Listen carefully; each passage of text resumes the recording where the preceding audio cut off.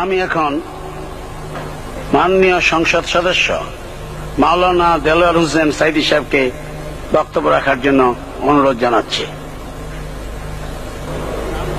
নাহমাদুহু ওয়া নুসাল্লি আলা রাসূলিহিল কারীম ওয়া আলা আলিহি ওয়া আসহাবিহি আজমাইন।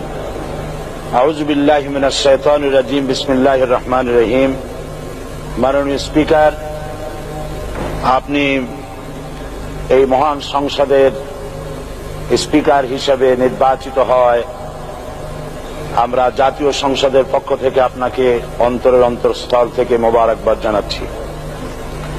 মাননীয় স্পিকার, আমি আজ এই সংসদে দাঁড়িয়ে ওই মহান আল্লাহ পাকের প্রশংসায় সেজদা অবনত হচ্ছি, যিনি 1 অক্টোবরের ব্যালট যুদ্ধের মাধ্যমে সুদীর্ঘ 5 বছরের দুঃশাসন, সীমাহীন দুর্নীতি, ইসলাম বিরোধী কর্মকাণ্ড, দেশব্যাপী ভয়াবহ সন্ত্রাসের মোকাবেলায় 4 দলীয় ঐক্য জোটের মহা বিজয় দান করেছেন এবং যার ফলশ্রুতিতে আজকে আমরা এই মহান সংসদে দাঁড়িয়ে কথা বলার সুযোগ লাভ করেছি।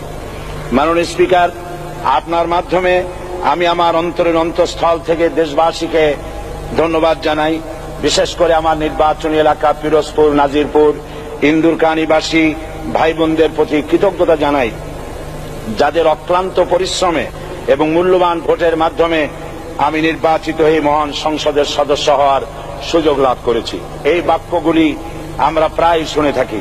এই বাক্যগুলির অর্থ সরকার স্বৈরাচার নয়, বরং জনগণের কল্যাণে জনগণ নিকট দায়বদ্ধ সরকার, যা আব্রাহাম লিঙ্কনের ভাষায় by the people, for the people, of the people. বর্তমান পৃথিবীতে মূলত গণতান্ত্রিক দেশে এখন সরকারকে বিবেচনা করা হয়।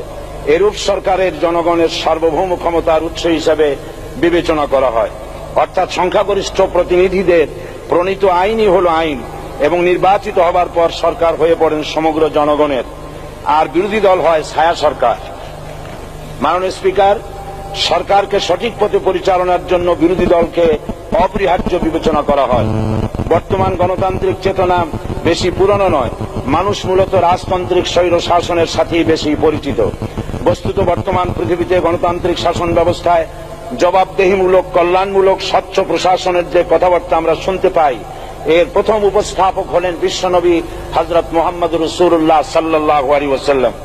বর্তমান গণতান্ত্রিক ব্যবস্থাপনার সাথে ইসলামের মূল পার্থক্য হল সার্বভৌমত্বের ধারণা নিয়ে।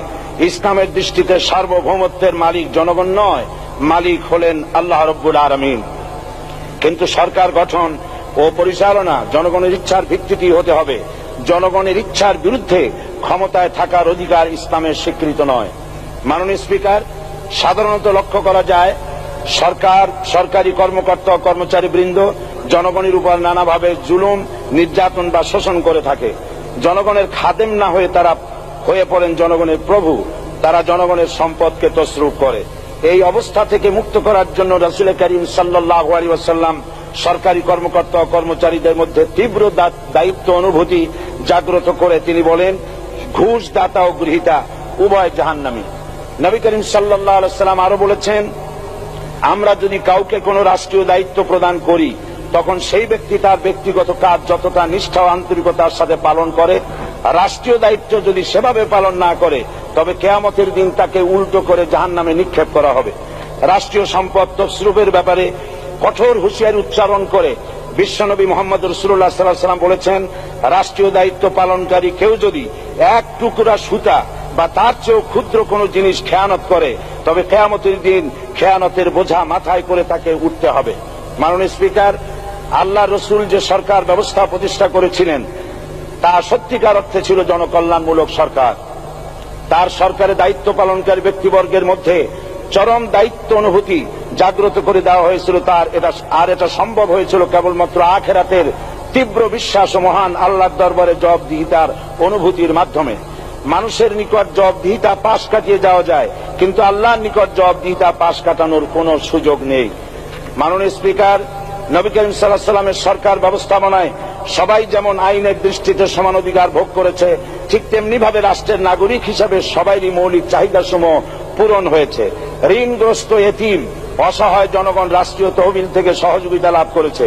মূলত এটা জনকল্যাণমূলক সরকারের ধারণা। বিশ্ববাসী তখনই প্রথম অবলোকন করে। ইসলামী রাষ্ট্র পরিণত করে বাংলার প্রিয় জন্মভূমি বাংলাদেশকে আজ গোটা বিশ্বব্যাপী শোষণ, নির্যাতন, হানাহানি, অশান্তির মধ্যে, তাই আজ পৃথিবীর অধীর আগ্রহে অপেক্ষা করছে ইসলামের আলোকে এমন এক রাষ্ট্র ব্যবস্থার যেখানে দায়িত্বশীলরা আল্লাহ তাআলার কাছে জবাবদিহিতার পাশাপাশি জনগণ নিকটও জবাবদিহি করতে বাধ্য হবে। মাননীয় স্পিকার, অনেক ত্যাগ ও তিতিক্ষার রক্তের বিনিময়ে গড়ে উঠেছে আমাদের গণতান্ত্রিক প্রতিষ্ঠান এই জাতীয় সংসদ। এই সংসদের সম্মান রক্ষা করার দায়িত্ব আমাদের সবার। গণতান্ত্রিক চর্চা, গণতন্ত্র প্রতিষ্ঠার স্বার্থে আমি আজ প্রধান বিরোধী দল আওয়ামী লীগকে সকল হিংসা, বিদ্বেষ ও পরাজয়ের গ্লানি ভুলে গিয়ে সংসদে যোগদানের উদাত্ত আহ্বান জানাচ্ছি। পরিশেষে আমি আপনার মতো সর্বজন শ্রদ্ধেয় একজন মার্জিত ও সুশিক্ষিত ব্যক্তিকে এই মহান সংসদের স্পিকার হিসাবে লাভ করে আমরা আনন্দিত হয়েছি। আমাদের সংবিধানের সংরক্ষণ, সমর্থন ও নিরাপত্তা বিধান এবং আপনার অভিভাবক সুলভ নিরপেক্ষ আচরণ ও সংসদকে ধন্য করবে বলে আমরা বিশ্বাস করি। আপনাকে ধন্যবাদ। আসসালামু আলাইকুম ওয়া রাহমাতুল্লাহ।